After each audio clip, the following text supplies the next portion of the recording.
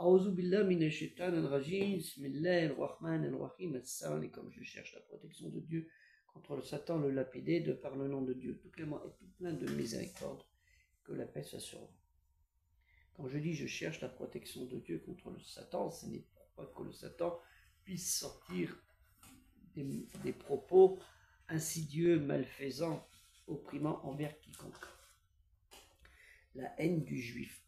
Nous voyons maintenant des gens qui prônent la haine du juif, c'est pas d'hier, pour des raisons politiques, pour des raisons de territoire, de terre, en disant ce n'est pas leur terre, alors que toute l'histoire nous raconte l'histoire du peuple, une grande partie, l'histoire du peuple juif depuis Moïse jusqu'à Salomon, et bien plus loin que Salomon, jusqu'à Jésus. Nous parlons du peuple juif dans ce territoire dont ils ont eu l'existence historique et essentielle, et plus loin encore, même dans l'Arabie.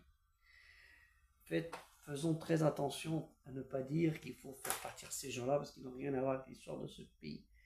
Les Juifs ont vécu aussi, n'oublions pas, dans l'Afrique du Nord depuis près de 2000 ans, quand ils ont eu leur exode, qui a été la cause des révoltes juives de l'année 37, et je me souviens bien, 37 ou 67 de notre ère.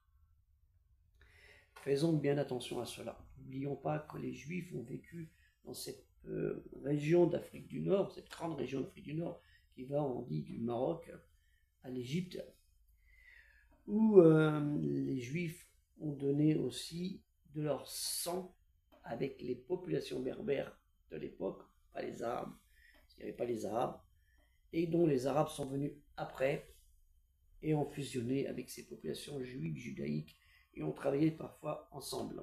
Et malheureusement, nous en sommes à un moment où, à cause d'un lopin de terre qui appartient qu'à Allah Ta'ala et à personne d'autre, nous avons la haine du juif.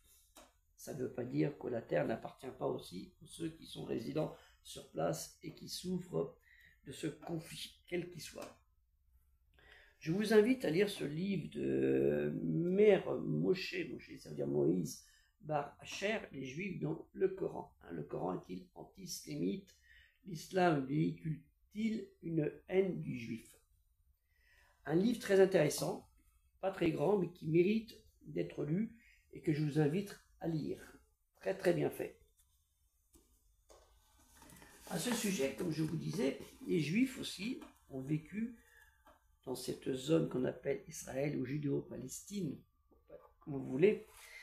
Ils ont vécu aussi, comme je l'ai dit, dans l'Afrique du Nord, mais cette vaste Afrique du Nord qui va du Maroc à l'Égypte.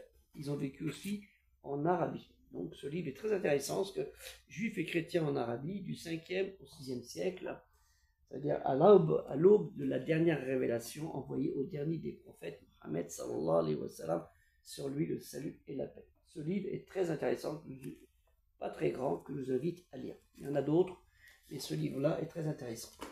Je vous invite aussi à lire ce livre, Histoire des relations entre Juifs et musulmans, qui est un peu plus complet et qui vous rappellera aussi votre histoire commune que vous avez eue pendant des siècles, pendant près de 2000 ans.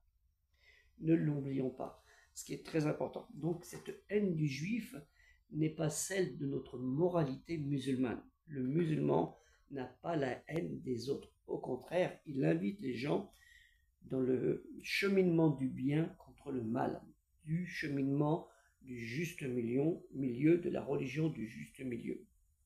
Ne l'oublions pas, notre travail est d'insuffler l'amour de Dieu et non pas la haine que nous avons envers les autres. Allah Ta'ala jugera chacun de nous selon nos actes. Ne l'oublions pas. C'est très important. Cette haine, nous ne devons pas l'avoir.